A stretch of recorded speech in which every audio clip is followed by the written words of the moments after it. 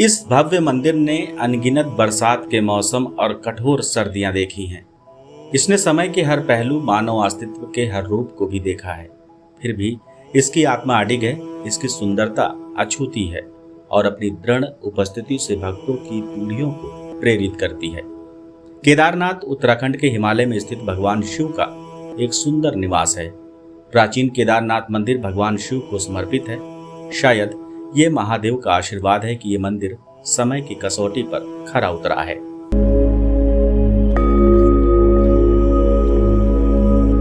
ग्यारह 11,755 फीट की ऊंचाई पर स्थित केदारनाथ में बर्फ से ढकी चोटियों और शांत स्थलाकृति का अद्भुत नजारा है, जो भक्तों को स्वर्ग जैसा एहसास कराता है। केदारनाथ की यात्रा आपके जीवन को भीतर से बदल देगी, जहां आप आध्यात्मिक रूप से विकसित होंगे और साथ ही शारीरिक रोमांच का भी अनुभव करेंगे।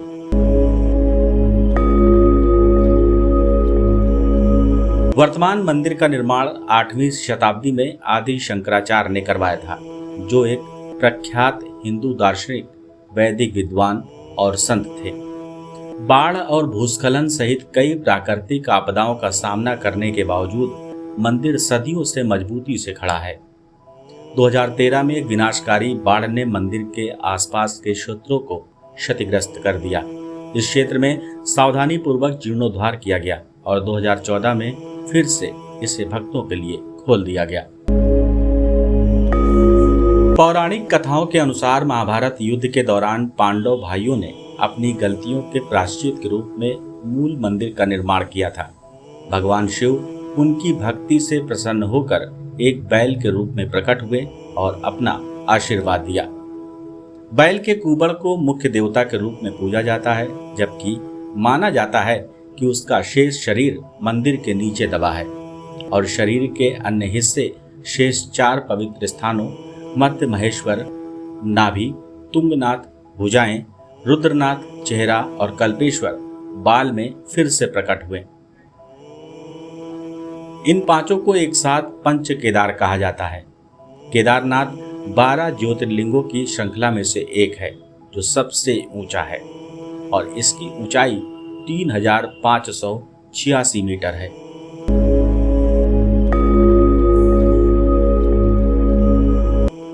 आपकी 4 धाम तीर्थ यात्रा अंतिम गंतव्य केदारनाथ धाम के दर्शन के बाद पूरी हो जाती है। केदारनाथ पंच केदारों में से एक अपने गहन महत्व के लिए जाना जाता है, जहां भगवान शिव एक बैल के रूप में प्रकट हुए थे, जिससे ये 5 पवित्र मंदिरों में सबसे अधिक पूजनीय बन गया।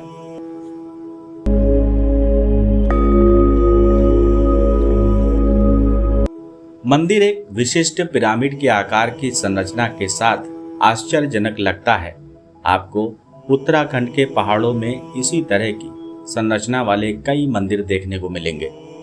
एक बात जो आपको सोचने पर मजबूर करती है वो ये है कि ये मंदिर 8वीं शताब्दी ईस्वी से कैसे बचा हुआ है, जब केदारनाथ क्षेत्र ने कई बार कठोर मौसम और प्राकृतिक आपदाओं का सामना किया था। ये मंदिर महाभारत काल से जुड़ा हुआ है और ये 12 ज्योतिर्लिंगों, 4 धाम और पंच केदार का भी हिस्सा है। शिवरात्रि और अन्य त्योहारों के दौरान आपको इस जगह की विशिष्टता का एहसास होगा।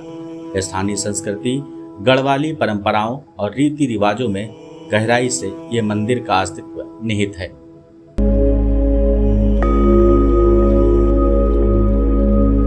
मंदिर प्राकृतिक आपदाओं और ऐतिहासिक आक्रमणों से बच गया और इसने साबित कर दिया है कि दुनिया के कुछ आश्चर्य समय की कसौटी पर खरे उतरे हैं। ये मंदिर प्रकृति, आध्यात्मिकता और मानवता के बीच शाश्वत सहजीवन का प्रतिनिधित्व करता है।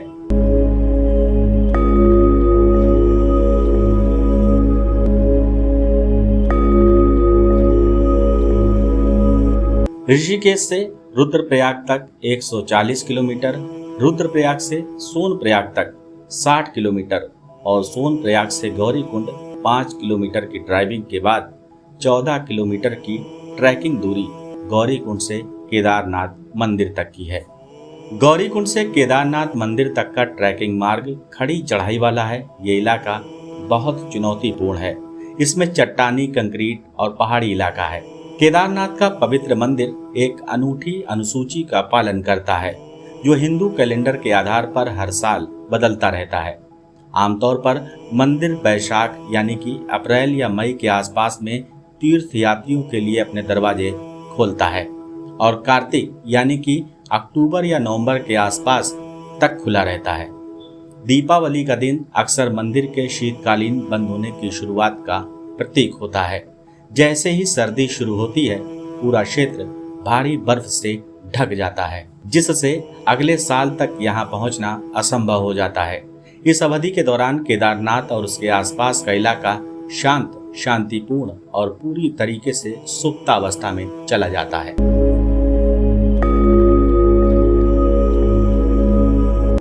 इस वर्ष केदारनाथ मंदिर के कपाट खुलने की तिथि 2 मई 2025 है और केदारनाथ कपाट बंद होने की तिथि 23 अक्टूबर 2025 निर्धारित की गई है।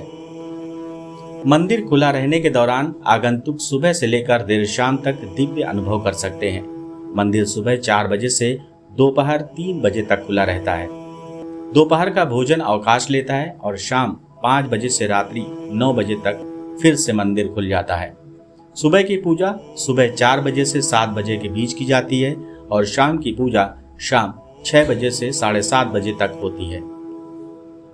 यदि आप केदारनाथ जाने की योजना बना रहे हैं तो इन पवित्र घंटों के साथ अपनी यात्रा का समय निर्धारित करना एक पूर्ण आध्यात्मिक अनुभव सुनिश्चित करता है।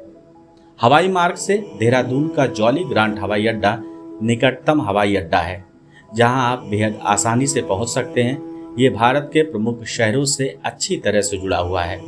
यदि आप भारत के किसी अन्य हिस्से से आ रहे हैं तो आप एक ठहराव या सीधी उड़ान ले सकते हैं। हवाई अड्डे से आप टैक्सी किराए पर ले सकते हैं और सोनप्रयाग पहुंचने के लिए सार्वजनिक परिवहन चुन सकते हैं। यदि आप ट्रैक करना चाहते हैं तो गौरीकुंड पहुंचे और ट्रैकिंग शुरू करें, जो लगभग 16 से 18 किलोमीटर लंबी है। यदि आप केदारनाथ के लिए शटल सेवा लेना चाहते हैं तो आप गुप्तकाशी, फाटा या शेरसी में रुक सकते हैं।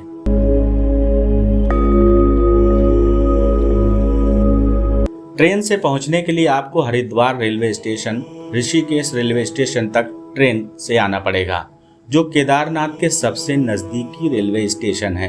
हरिद्वार या ऋषिकेश पहुंचने के बाद अपनी योजना के अनुसार गुप्तकाशी, फाटा, सोनप्रयाग के लिए बस या निजी टैक्सी ले सकते हैं। सोनप्रयाग से गौरीकुंड तक साझा जीप की सवारी करें और केदारनाथ तक 16 किलोमीटर की चढ़ाई शुरू करें, जिससे आपकी गति के अनुसार लगभग 4 से 6 घंटे लगते हैं।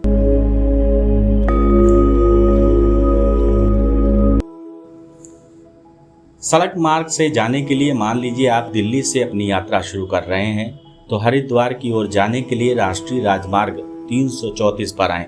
हरिद्वार से ऋषिकेश पहुंचने के लिए NH 34 लें और अब NH 7 बद्रीनाथ रोड या कर्णप्रयाग हरिद्वार रोड लें। फिर Rudraprayag bypass road NH 107 Kedarnath road लें, जो आपको सोनप्रयाग की ओर जाने वाले त्रियुगी नारायण रोड से जोड़ेगा। मई जून का महीना आपकी यात्रा की योजना बनाने का आदर्श समय है, क्योंकि इस समय मौसम सुहाना और आरामदायक तापमान होता है। गर्मियों के दौरान तीर्थयात्रियों के आने से पहले ही योजना बना लें, ताकि यात्रा में कोई भी परेशानी आपको ना हो। जुलाई और अगस्त का महीना ये मानसून का मौसम है और लगातार बारिश से क्षेत्र में भूस्खलन का खतरा बढ़ जाता है, जिससे सुरक्षित नहीं माना जाता है। सितंबर अक्टूबर शरद ऋतु के दौरान हल्का तापमान और कम भीड़ होती है। नवंबर से लेकर अप्रैल तक इस समय कठोर सर्दी पड़ती है और इस क्षेत्र में भारी बर्फबारी होती है, इसलिए सर्दियों के दौरान मंदिर बंद रहता है। केदारनाथ यात्रा की योजना बनाने से पहले यात्रा पंजीकरण एक अनिवार्य प्रक्रिया है।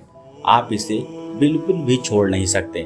केदारनाथ जाने के लिए निम्नलिखित परमिट और पंजीकरण की आवश्यकता होती है: फोटोमेट्रिक, बायोमेट्रिक और 2013 केदारनाथ बाढ़ के बाद पहचान की सटीकता और सुरक्षा बढ़ाने के लिए बायोमेट्रिक पंजीकरण प्रणाली शुरू की गई है। ई ग्रीन कार्ड और ट्रिप कार्ड ये वाहन पंजीकरण और दस्तावेजीकरण से संबंधित है। इनमें वाहन का विवरण, चालक की जानकारी और मार्ग परमिट शामिल है। ग्रीन कार्ड केवल वाणिज्यिक वाहनों के लिए अनिवार्य है और निजी वाहनों के लिए अपने वाहन को पंजीकृत करें। केदारनाथ यात्रा चुनौतीपूर्ण होने के साथ साथ संतुष्टिदायक भी है और इसके लिए केवल सावधानी पूर्वक योजना और तैयारी की आवश्यकता होती है। यदि आप अपनी यात्रा की योजना समझदारी से बनाते हैं तो केदारनाथ यात्रा एक अनूठा आध्यात्मिक अनुभव प्रदान करती है। क्या आप जानते हैं, केदारनाथ की शांति में इसके आसपास की जीवंतता खोजे जाने का इंतजार कर रही है। खैर, इसके लिए आपको जल्द से जल्द अपनी योजना बनानी होगी, क्योंकि असली रोमांच का अनुभव करने के लिए आपको अपना बैग पैक करना होगा और अपने पैरों को बाहर निकालना होगा। एक सुरक्षित और आत्मा को झकझोर देने वाली यात्रा के लिए ढेरों शुभकामनाएं।